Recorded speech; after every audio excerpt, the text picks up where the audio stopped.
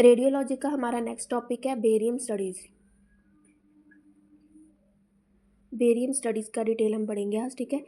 Gastro intestinal tract की detail study मतलब उसकी अच्छे से डायग्नोज करने के लिए इस प्रोसेस का यूज़ किया जाता है। इसमें क्या होता है कि जो जीआईटी हमारा ट्रैक है उसको एक रेडियो ओपेक सब्सटेंस से लाइक बेरियम, ठीक है, बेरियम से रेडियो के सब्सटेंस से फिल किया जाता है। उसके बाद उसकी मॉनिटरिंग, ठीक है, उसकी डायग्नोज करने के लिए, डिजीज़ को डायग्नोज करने के लिए इस प्रोसीजर का यूज़ किया जाता है। एक रेडियो एक्टिव सब्सटेंस बेरियम, ठीक है, वो इंजेस्ट करवाया जाता है।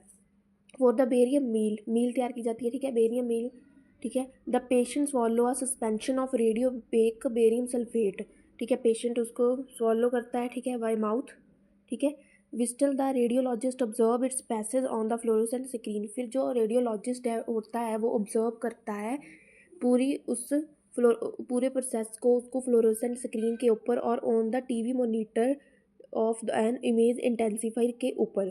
Films are taken to provide a permanent record उसका बनाया जाता है, ठीक है, ताकि वो बाद में हम देख सके ऑफ एनी अबनॉर्मेलिटी डिस्कवर्ड, अगर वहाँ पे कोई अबनॉर्मेलिटी दिखाई देती है। The barium enema is used in the diagnose of disease of large intestine and rectum. मतलब एक तो हम बेरियम ले रहे पहले माउथ से, जो मैंने आपको पहले बताया कि स्वॉलो कराया जाता है और उसको मॉनिटर किया जाता है। एक होता है अगर अपने लार्ज इंटेस्टाइन और रेक्टम को की ही डायग्नोज करनी है डिजीज़, तो उसको एनिमा के रूप में दिया जाता है। मतलब जो हमारा रेक्टम का रूट है उसमें से बेरियम का वो ओपेक मटेरियल डालना, ठीक है, रेक्टम वाले एरिया से, and manipulated around the colon to the caecum, ठीक है, तब उसको मॉनिटर किया जाता है वहाँ पे, तब उसकी स्क्रीन्स में देखा जाता है, फिल्म्स बनाई जाती है उसकी। ईज़ोफेजियल, इसमें अब कंडीशंस पढ़ेंगे, ठीक है।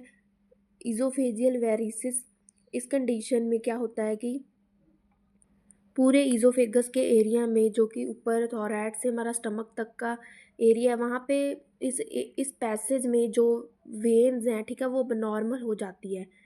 तो इसमें क्या होता है कि वो अबनॉर्मल होगी, काफ़ी सारी कंडीशन की वजह से ये अबनॉर्मल हो सकती है। जैसे कई बार क्या होता है कि लिवर को ब्लड सप्लाई नहीं जा रही है तो भी ये अबनॉर्मल हो जाती है वेन्स, ठीक है। थॉरैक्स से हमारे स्टमक तक का एरिया जो कि ईसोफेगस है यहाँ पे, तो वहाँ की जो वेन्स हैं उनकी बात हो रही है।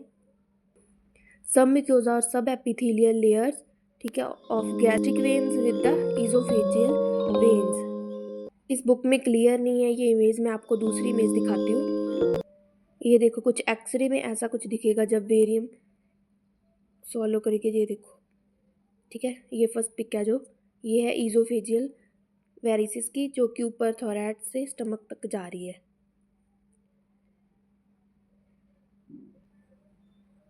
ऐसे पूरा। अब इसके कॉजेज़ क्या क्या है। एक तो पोर्टल हाइपरटेंशन की वजह से, मतलब हेपेटिक लीवर में जब पोर्टल हाइपरटेंशन हो जाती है, cirrhosis of liver, transiently in viral hepatitis, alcoholic, mostly ये लीवर की कंडीशंस है। मैकेनिज्म इसका एग्जैक्ट पता नहीं,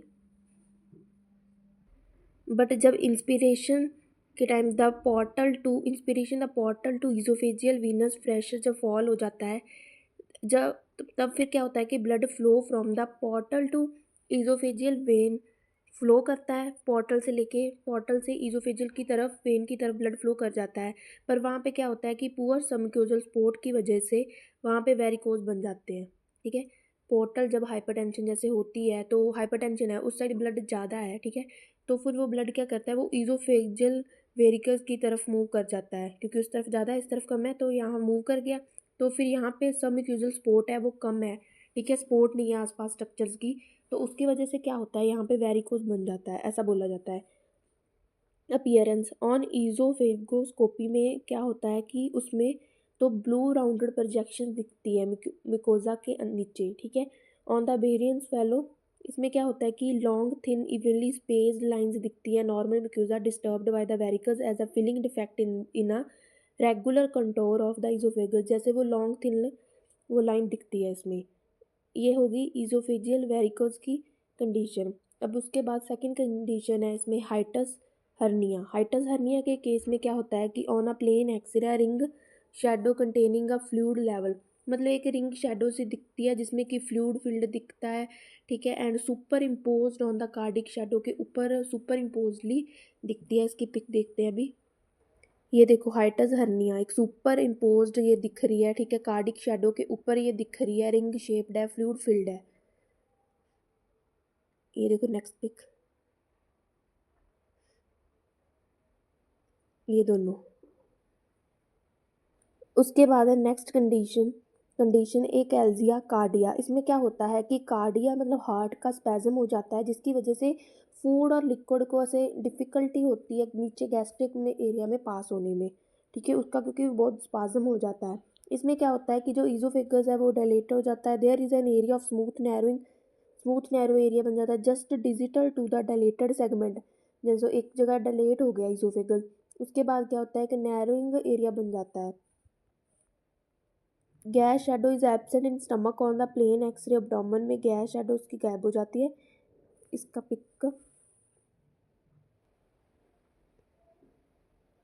फिर बैरियम जो स्वेलो किया होगा कुछ ऐसे दिखेगा, मतलब कुछ वहाँ से थोड़ा सा नैरो दिख रहा है ना जैसे, ठीक है, यहाँ से देखो कुछ नैरो दिख रहा है, जब हार्ट के पास आ रहा है तो वहाँ से थोड़ा सा नैरो दिख रहा है एरिया, क्योंकि वहाँ पे हार्ट के स्पाज़म की वजह से हो जाता है ये।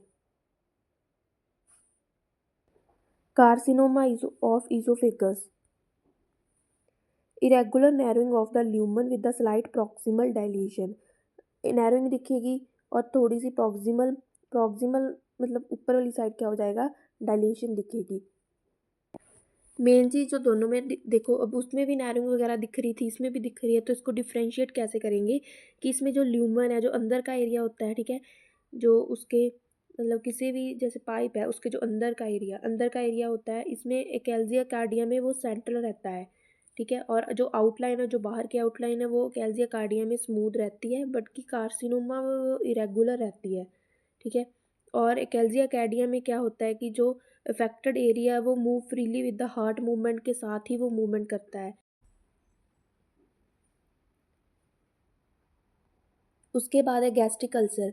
अब कौन गैस्ट्रिक अल्सर में मेन आपको ध्यान में रखना, देखो इसके बाद है डुडनल अल्सर, ठीक है। अल्सर इन दोनों में क्या रहता है कि ऐसे प्रोजेक्शन सी दिखाई देती है,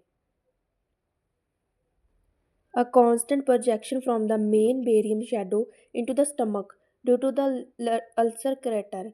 उसकी वजह से क्या होता है कि प्रोजेक्शन अल्सर है, ठीक है, वहाँ पे तो जब बेरियम सॉलो करते हैं तो वो अल्सर क्रेटर की तरफ थोड़ा चला जाता है, तो जिसकी वजह से क्या होता है दोनों में प्रोजेक्शन दिखाई देती है, ठीक है, तो इसको बड़ी आसानी से देखा जा सकता है। देखो कुछ ऐसे इसमें दिखाई देता है।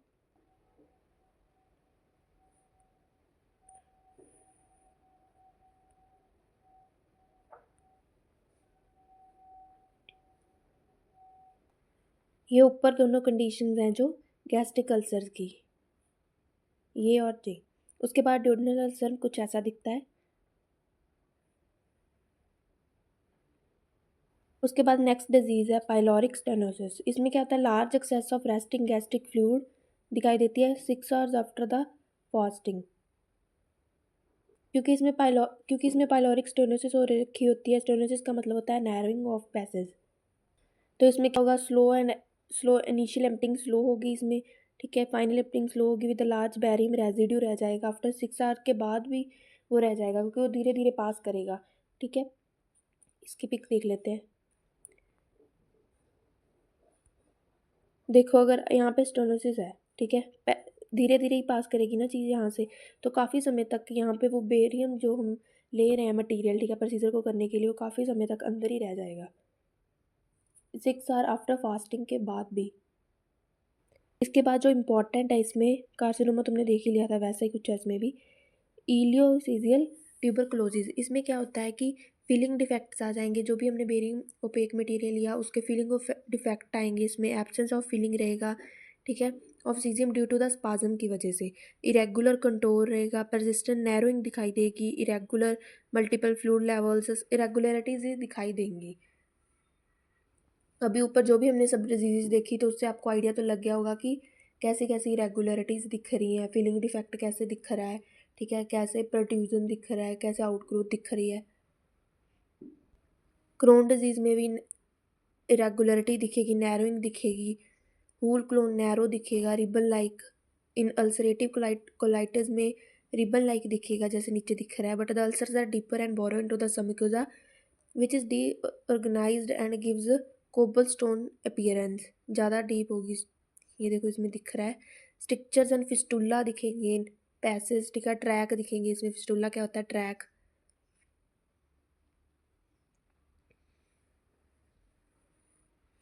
अल्सरेटिव कोलाइटिस में देखो स्लाइट इरेगुलरिटी ऑफ क्लोन दिखेगी, उसकी जो आउटलाइंस है ना उसमें इरेगुलरिटी दिखेगी।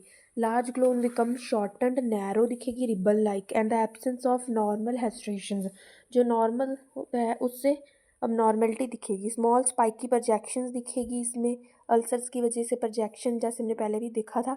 इरेगुलर ट्रांजेंसी ऑफ पॉलिप्स दिखेंगे, पॉलिप्स प्रेजेंट होंगे। न्यूप्लाज्मा ऑफ क्लोन में आगे है कि an area of the narrowing of colonic lumen which में भी असेंट्रिक हो सकता है, और कहाँ गया, एनोलर, मतलब कम्प्लेक्स थोड़ा रिंग शेप सा दिखाई देगा। A concave indentation of lumen just beyond the narrowing. अभी आगे जा तो नेक्स्ट वीडियो में एक्सरे ऑफ बोन्स पढ़ेंगे, या फिर इसी क्लिनिकल बुक से पैथोलॉजी का टॉपिक हम शुरू करेंगे। आज का टॉपिक यहीं ख़त्म करते हैं। वीडियो अच्छी लगी हो तो कमेंट करके ज़रूर बताएं, ताकि ऐसी और वीडियोस बनाने की मोटिवेशन मुझे मिले। Thank you so much.